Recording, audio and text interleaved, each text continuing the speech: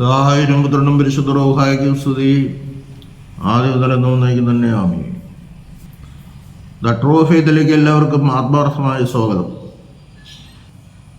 ഞാൻ യാക്കോബായ സഭയിലെ ഇട്ടൂപ്പ് ആലിക്കൽ കോർ എപ്പിസ്കോപ്പ. സത്യവിശ്വാസം സംബന്ധിച്ച കാര്യങ്ങൾ ഇവിടെ പറയുന്നു. പറയാൻ ഉദ്ദേശിക്കുന്നത് IOC-യിലെ വട്ടശ്ശേരി തിരുമേനി ഒരർത്ഥത്തിൽ സത്യവിശ്വാസി ആയിരുന്നു അല്ലേ എന്ന വിഷയത്തെ പറ്റിയാണ്. 1880 കശീശയായ വട്ടശ്ശേരി തിരുമേനി പരിശുദ്ധനായ പരമല തിരുമേനിയുടെ ശിഷ്യനായി സുറിയാനിയിലും വേദശാസ്ത്രത്തിലും അഗാധ പാണ്ഡിത്യം നേടി. വളരെ ബുദ്ധിമാനായിരുന്നു അദ്ദേഹം, സംശയമൊന്നുമില്ല. പരിശുദ്ധനായ പത്രോസ് തൃതീയൻ പത്രോസ് ബാവ തിരുവനന്തപുരത്തുണ്ട്. അദ്ദേഹത്തിന് മലങ്കര മൽപ്പാൻ സ്ഥാനം നൽകി ആദരിച്ചിട്ടുണ്ട്. 1908 അദ്ദേഹം ഷീമേൽ ചെന്ന പരിശുദ്ധ അബ്ദുള്ള പാത്രിയർഗീസ് ബാവ എന്ന് മെത്രാൻ പട്ടം സ്വീകരിച്ചു. 1911 പരിശുദ്ധ പാത്രിയർഗീസ് ബാവ തിരുവനന്തപുരത്തുണ്ട്. അദ്ദേഹത്തെ മുടക്കി. അതിൻ്റെ കാരണങ്ങളെ പറ്റിയാണ് നാം ചിന്തിക്കേണ്ടത്. അദ്ദേഹം പട്ടമേൽക്കാൻ ഷീമേൽ ചെന്നപ്പോൾ ശൽമോസ എഴുതി തരണമെന്ന് ബാവ സ്വാഭാവികമായിട്ട് ആവശ്യപ്പെട്ടു.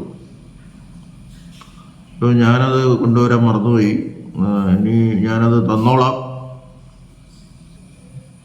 ബാവ പിന്നെ ഒന്നും പറഞ്ഞില്ല. ഞാൻ മരക്കരയിലേക്ക് അധികം വയ്യാതെ വരുന്നുണ്ട്, അപ്പോൾ ഞാൻ മേടിച്ചോളാം എന്ന് പറഞ്ഞു. സത്യത്തിൽ വട്ടശ്ശേരി തിരുമേനി മനഃപൂർവ്വം ശൽമോസ എഴുതി കൊടുക്കാതിരുന്നതാണ്. പിന്നെ അദ്ദേഹം ഇവിടെ വന്ന് പുലിക്കോട്ടിൽ തിരുമേനി കാലം ചെയ്തപ്പോൾ സ്വയം മലങ്കര മെത്രാപ്പോലിത്തയായി പ്രഖ്യാപിച്ചു. പരിശുദ്ധ പാത്രിയർഗീസ് ബാവ തിരുവനന്തപുരത്താണ് മലങ്കര മെത്രാപ്പോലിത്തയായി നിയമിക്കേണ്ടത്. അപ്പോൾ പെട്ടെന്ന് ബാവായെ അന്നു മുതൽ അദ്ദേഹം ധിക്കരിച്ചു തുടങ്ങി. തന്നെയുമല്ല, അദ്ദേഹം ആലപ്പുഴയിലുള്ള സ്ഥലം, സഭാവക സ്ഥലം, മെത്രാപ്പോലിത്തൻ ട്രസ്റ്റി അദ്ദേഹമാണല്ലോ. അത് അദ്ദേഹത്തെ കൂടാതെ ആത്മായ ട്രസ്റ്റി ഉണ്ട്, വൈദിക ട്രസ്റ്റി ഉണ്ട്. അവരോടൊന്നും ആലോചിക്കാതെ ആ സ്ഥലം വിറ്റ് പൈസ കൈക്കലാക്കി. ഇങ്ങനെയുള്ള അദ്ദേഹത്തിൻ്റെ പ്രവർത്തനങ്ങൾ മൂലം പരിശുദ്ധ പാത്രിയർഗീസ് ബാവ അദ്ദേഹത്തെ മുടക്കി. ശൽമോസ കൊടുക്കാത്തതുകൊണ്ട് സ്ഥാത്തികോർ കൊടുത്തില്ല. വട്ടശ്ശേരി തിരുമേനിക്ക് വളരെ വിഷമമായി. 1923 മൊസൂളിൽ ചെന്ന് അന്ന് പരിശുദ്ധ കാതോലിക്ക പരിശുദ്ധ പാത്രിയർഗീസ് ബാവയായിരുന്ന ഏലിയാസ് തൃതീയൻ പത്രിയർഗീസ് ബാവയുടെ അടുത്ത് നിന്ന് ഈ മുടക്ക് തീർത്തു തരണമെന്ന് അപേക്ഷിച്ചു. അതിനു മുമ്പേ അബ്ദുള്ള പത്രിയർഗീസ് ബാവ കാലം ചെയ്തു പോയില്ലോ. അതിന് മുമ്പത്തെ ചരിത്രം പറഞ്ഞാൽ ഇദ്ദേഹം 1911 മുടക്കപ്പെട്ടവരായിട്ട് തീർന്നു. 1912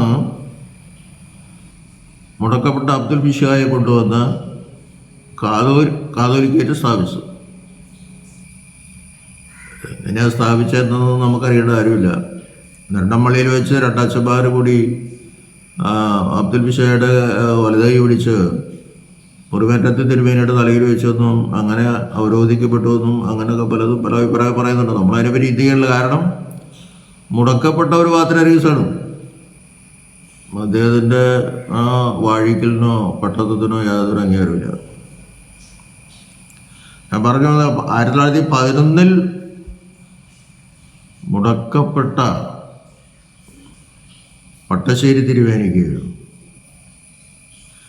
ഈ മുറിവേറ്റം ബാവായുടെ അടുക്കൽ ചെന്ന് ആ മുടക്ക് തീർക്കാലോ. കാരണം ഓരോൻ കൂതാശിക്കാനുള്ള അധികാരം പോലും കൊടുത്തു എന്നാണ് അവർ പറയുന്നത്. അബ്ദുൽ ബിഷിയാർ മാനസിക അസ്വാസ്ഥ്യം മൂലം പുറത്താക്കപ്പെട്ട അദ്ദേഹം ഒരു കൽപ്പന എഴുതി കൊടുത്തിട്ടില്ല. അവർ തന്നെ കൽപ്പന എഴുതി, അവരെങ്ങനെ നിർബന്ധിച്ച് ഒപ്പിടിച്ചു, എങ്ങനെയൊക്കെ അതൊന്നും ആർക്കറിയില്ല. 1-2 കൽപ്പനകൾ അങ്ങനെ എഴുതി, 100 കൂതാശ ചെയ്യാം, ഇനി നിങ്ങൾ അന്ത്യോക്യയിലേക്ക് പോകണ്ട, ഇവിടെ തന്നെ കാതോലിക്ക വഴിക്കാം, സുന്നോദസ് തീരുമാനിച്ചാൽ മതി, അങ്ങനെയാണ് ഇങ്ങനെയാണ്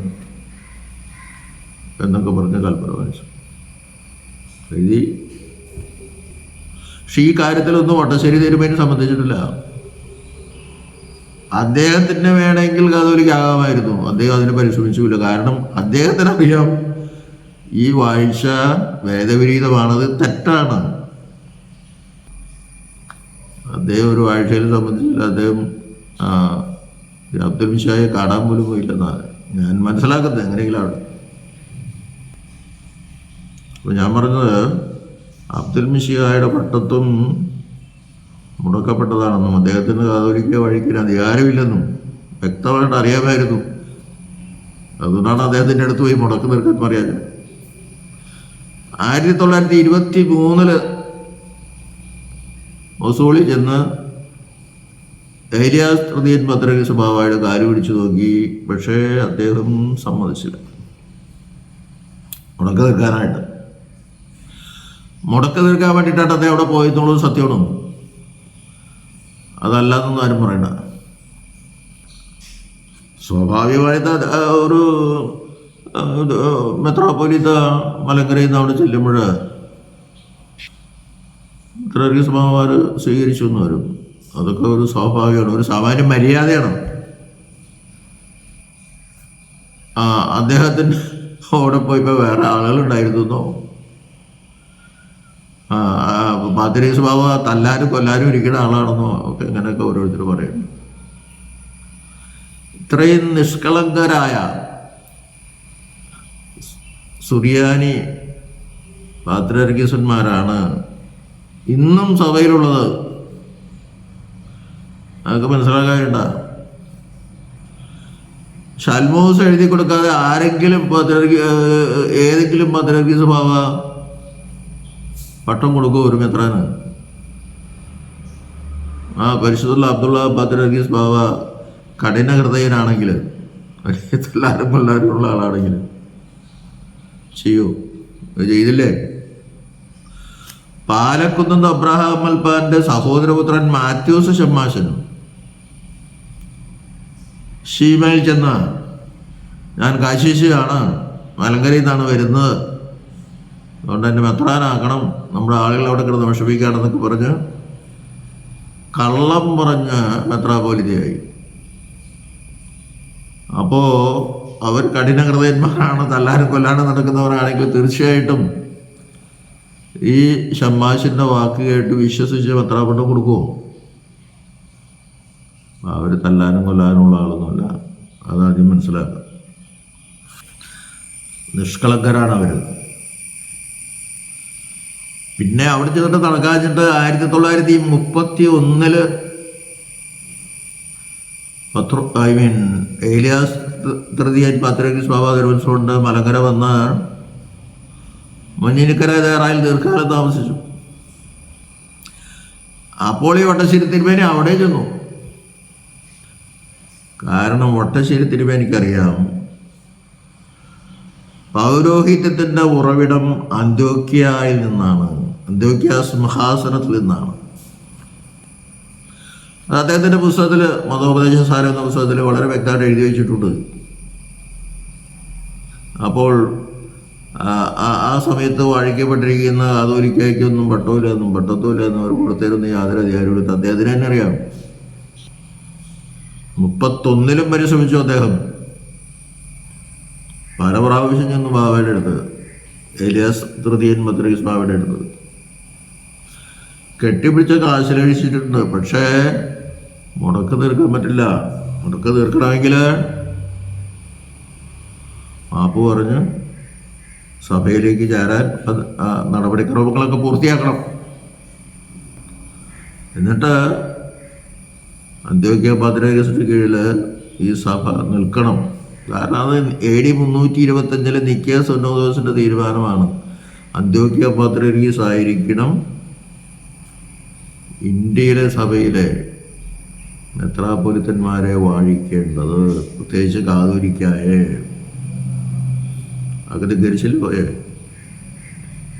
പക്ഷെ വേറെ ബാബമാർ മാറി വന്നിട്ടും ഓട്ടശ്ശേരി തിരുമേനി അവരെയൊന്നും ഉണക്ക് മാറ്റാൻ പോയില്ല, ഉണക്ക് മാറ്റാൻ പറഞ്ഞില്ല. മറ്റൊരു കാര്യം, ഇവിടെ ഓരോ ഓഡിയോ ക്ലിപ്പിലൊക്കെ ഇങ്ങനെയൊക്കെ പറഞ്ഞു കേട്ടേ, പണ്ട് ഇടയനാളിച്ചെന്ന് പറഞ്ഞിട്ടുണ്ട് രണ്ട് പാത്രിയാർക്കീസുമാരുള്ളപ്പോൾ ആർക്കധികാരം? മുൻപത്തെ പാത്രിയാർക്കീസിനല്ലേ. ആ മുൻപത്തെ പാത്രിയാർക്കീസ് മുടക്കപ്പെട്ടവരാണെന്ന് അദ്ദേഹം പറയൂല. പിന്നെ അബ്ദുൽ മിശിഹായുടെ ഫർമാൻ തുർക്കി സുൽത്താൻ പിൻവലിച്ചപ്പോൾ അതിനൊന്നും അവർ വലിയ വില കൊടുക്കണ്ട. 1903 അദ്ദേഹത്തെ മുടക്കിയതാണ് അബ്ദുൽ മിശിഹായെ. അത് ആഗവാന സുന്നോദോസ് കൂടി തീരുമാനമെടുത്ത് ഓട്ടോമൻ തുർക്കി ഭാഷയിൽ അവിടെ രേഖപ്പെടുത്തി എഴുതി വെച്ചിട്ടുണ്ട്. അത് എപ്പോൾ ചെന്നാലും കാണിച്ചു കൊടുക്കും വേണമെങ്കിൽ. അതൊന്നുമില്ലാതെ ശരിയായ പാത്രിയാർക്കീസ് അബ്ദുൽ മിശിഹാണെന്ന് പറഞ്ഞ് ഇവിടെ കൊണ്ടുവന്ന് ചെയ്തിരുന്നു യാതൊരു കാര്യമില്ല. ഞാൻ ചോദിക്കട്ടപ്പോൾ അപ്പറേ തിരുവേനിയായിരുന്ന ഭദ്രാസനത്തിൽ അദ്ദേഹത്തെ ആ ഭദ്രാസന പണത്തിൽ നിന്ന് ഒഴിവാക്കിയില്ലേ, വേറൊരാളവിടെ കയറ്റി. അപ്പോൾ ആ ഭദ്രാസനത്തിൽ 2 മെത്രാപ്പൊലിത്തന്മാരായില്ല. ആർക്കധികാരം പറ? നിങ്ങൾ പറയുന്ന രീതി അനുസരിച്ച് അപ്പറേ തിരുവേനിക്കല്ലേ അധികാരം കൊടുക്കണ്ടേ? അല്ലാണ്ട് പിന്നെ വന്ന കാതോലിക്ക ഭാവമായിരിക്കും, അത് നടക്കൂല. നിങ്ങൾ പറയുന്ന നിയമം അനുസരിച്ച് അപ്പറേ തിരുവേനിക്ക് അധികാരം കൊടുക്കണം. അദ്ദേഹമായിരുന്ന ഭദ്രാസനത്തിട്ട് കൊടുത്തില്ലല്ലോ. അപ്പം അവിടെ ഒരു നയം, ഇവിടെ വേറെ നയം. ഫർമാൻ തുർക്കി സുൽത്താൻ പിൻവലിച്ചു എന്ന് വരുന്നതായിരിക്കണില്ല. ആഹ്വാന സുന്നതോസ് കൂടി അദ്ദേഹത്തെ മുടക്കിയിട്ടില്ല. ഇവിടെ സുപ്രീം കോടതിയുടെ വിധിയൊക്കെ ഞങ്ങൾ അനുസരിക്കണം. നിങ്ങൾ അനുസരിക്കില്ല എന്നല്ല പറഞ്ഞ് ഞങ്ങൾ എപ്പോഴും സുപ്രീം കോടതി വിധി അംഗീകരിച്ച് തന്നെ പോകുന്നത്. ഇവിടെ ഞങ്ങൾ അംഗീകരിക്കണം. അവിടെ ഷീമേൽ ഫർമാൻ പിൻവലിച്ചു എന്ന് ഇവരംഗീകരിക്കില്ല. അതെന്തൊരിതാണ്? അപ്പോൾ ഒരു വക ഇരട്ടത്താപ്പാണ് ഉള്ളതിൻ്റെ കാര്യം. ഈ ഭരണഘടന 1934 പാസ്സാക്കിയ IOC അതിൻ്റെ പ്രധാന മുഖ്യ ശില്പി ഈ മാട്ടുശ്ശേരി തിരുവേനിയായിരുന്നു. അദ്ദേഹത്തിന് അത്ര അധികം ധനം സമ്പാദിക്കണമെന്നുള്ള ആഗ്രഹം ഉണ്ടായില്ല. അദ്ദേഹത്തിന് ധനം സമ്പാദിക്കാൻ കാരണം വൈദിക ട്രസ്റ്റ്, ആത്മായ ട്രസ്റ്റ് ഒന്നും വേണ്ട, എല്ലാം എന്നിൽ കൂടി നടക്കണം. അതായിരുന്നു അദ്ദേഹത്തിൻ്റെ ആഗ്രഹം. ഒരു സ്വാർത്ഥമായ അഭിലാഷമാണ്. അതാണ് ഭരണഘടന ഉണ്ടാക്കിയപ്പോൾ അതിനകത്ത് തന്നെ ഇടവോപയോഗത്തിനൊരു അധികാരമില്ല. അച്ഛൻ വെറും സെക്കുലർ തൊഴിലാളിയാണ്. ഇടവോപയോഗം എടുക്കുന്ന എന്ത് തീരുമാനത്തിനും ആ ഭദ്രാസന മെത്രാപ്പൊലീത്താക്കി ക്യാൻസൽ ചെയ്യാം. ഈ ഭദ്രാസന മെത്രാപ്പൊലീത്ത എന്തെടുത്താലും അത് കാതോലിക്കയ്ക്ക് ക്യാൻസൽ ചെയ്യാം. ഇങ്ങനെ എല്ലാ ഭരണകൂടവും കാതോലിക്കയ്ക്ക് ചെന്ന് തരുന്ന ഒരു ട്രസ്റ്റായി സഭയെ മാറ്റിക്കൊണ്ടുവന്നു. കൊമേഴ്സ്യലാക്കി സഭയൊക്കെ. ആത്മീയൊന്നൊരു പ്രശ്നമല്ല. അങ്ങനെയുള്ളൊരു മനോഭാവമായിരുന്നു വട്ടശ്ശേരി തിരുമേനിക്ക്. പൈസ കുറെ കിട്ടി, സ്വത്ത് കുറെ കിട്ടിയിട്ട് അദ്ദേഹത്തിന് ഫുൾ പവർ അദ്ദേഹത്തിനായിരിക്കണം.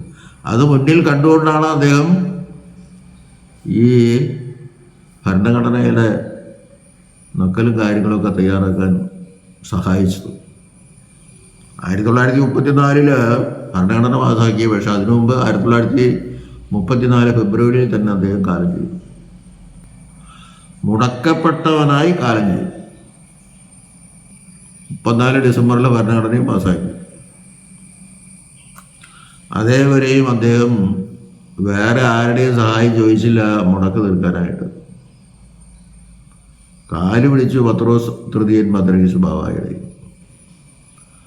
അബ്ദുള്ള പാത്രികീസ് ബാവ 1911 മലങ്കര വന്നപ്പോഴും അദ്ദേഹത്തോടും പറഞ്ഞു, എൻ്റെ മുടക്ക് തീർത്ത് തരണമെന്ന്. മുടക്കൂലെന്ന് പറഞ്ഞു. സ്ഥാത്തിക്കൊന്നും തരില്ല ശൽമൂസ, ഞാൻ ആദ്യം സ്ഥാത്തിക്കൊന്നും തരില്ല. ഇതെല്ലാം പ്രശ്നങ്ങളാണ്.